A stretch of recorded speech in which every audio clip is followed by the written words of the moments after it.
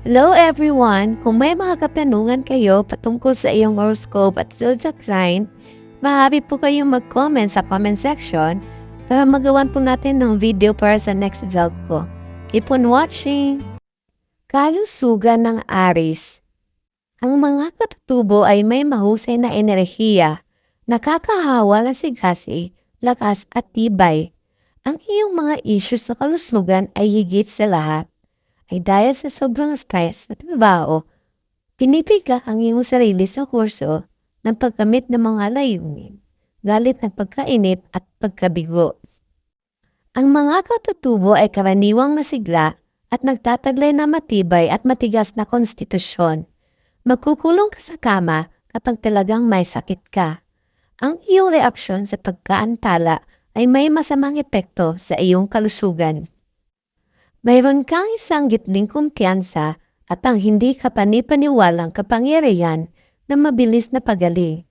Ang iyong mga antas ng enerhiya at mood kung minsan ay malawak na nagbabago na magiging isang seryosong pag-aalala para sa iyo. Kahit na ikaw ay may kamalayan sa fitness, kailangan mo pa ring alagaan ang iyong dieta. Dapat mong iwasan ang kape, asukal at mga inuming nakakalasing. Dahil ang mga sangkap na ito ay may posibilidad na may stress ang iyong mga karamdaman. At sa kabila ng posibilidad na masangkot sa mga aksidente at lahat ng uri ng mga sakuna, dahil sa iyong matinding aktibidad, ikaw ay napakatigas. Ngunit ang madaling remedyo na solusyon sa online para malampasan ang mga aksidente at sakuna. Mga posibleng alalahanin sa kalusugan. Malamang na mabiktima ka ng mga malalang sakit at nagtatagal, ikaw ay mas madaling kapitan sa umuusok na lagnat, mga impeksyon sa galit sa tiyan at bato, mga stroke at mataas na presyo ng dugo. Ikaw, gayon pa man, ay madaling kapitan ng sobrang sakit ng ulo, mga sakit sa tiyan at mga impeksyon sa bato. Dapat mong dagdagan ang pangangalaga sa ulo, tiyan at bato. Dapat mong bantayan ang iyong dieta dahil malaki ang posibilidad ng hindi pagkatunaw ng pagkain at mga sakit sa tiyan. Dapat mong bantayan ang iyong paningin. Regular na bisitahin ang dentista at seryosohin ang iyong ulo sa malamig. Dapat kang lumayo sa alkohol upang mapangalagaan ang iyong mga bato para makontrol din at nasusunog na pag-uugali at ugali dahil sa Mars.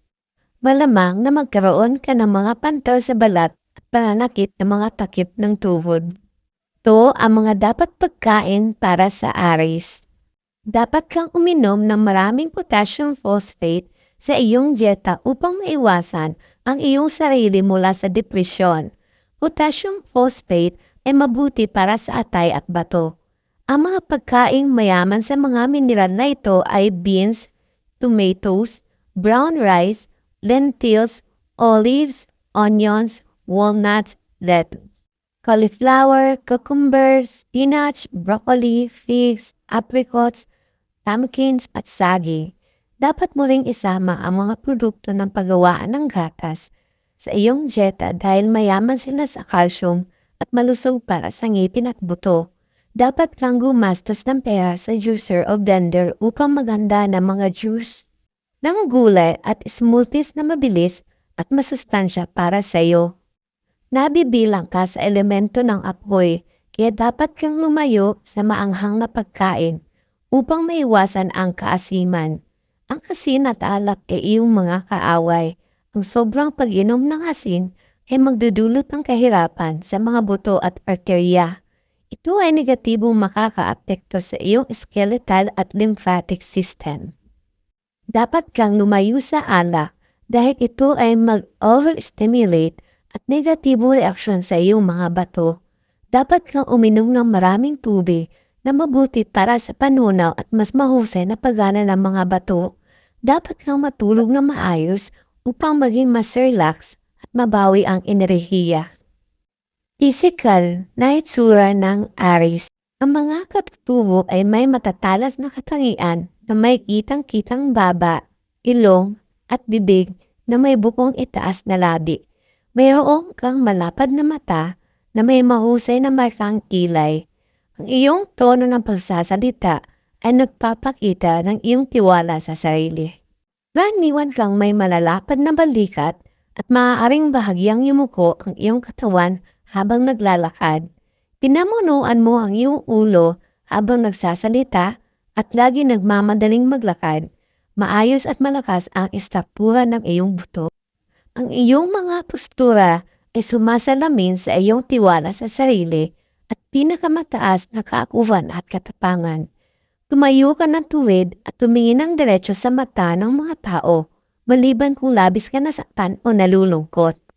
Mayroon kang katamtamang taas at ang iyong kutis ay medyo tanned at masungit kaysa karaniwan. Ang iyong itsura ay maaari kang may nunal sa isang lugar sa mukha. Iris Beauty. Binabalita mo ang bago simula at ang pulang kulay ang pinakaangkop sa iyo. Ang kulay ay pinakamahusay na tumutugma sa iyong masiglang personalidad.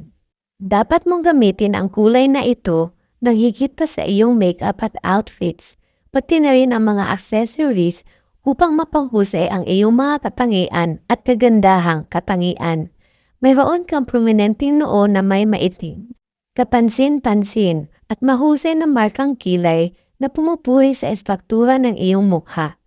Ang mausok na shade at makapal na eyeliner ay pinakaangkop sa iyong matinding mata.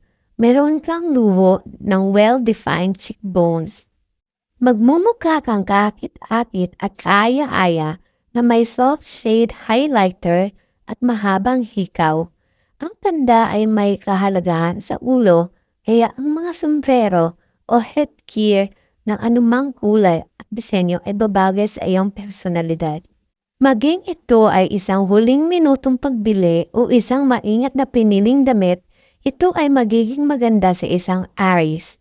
Ang parehong bagay ay maaaring magmukhang ordinaryo sa sino man, ngunit nagdadala ka ng anumang uri ng damit na perpekto at mukhang napakasunod sa moda at kaaya-aya. Ang bawat individual ay may kanya-kanyang personalidad na ginagawang walang malasakit sa iba.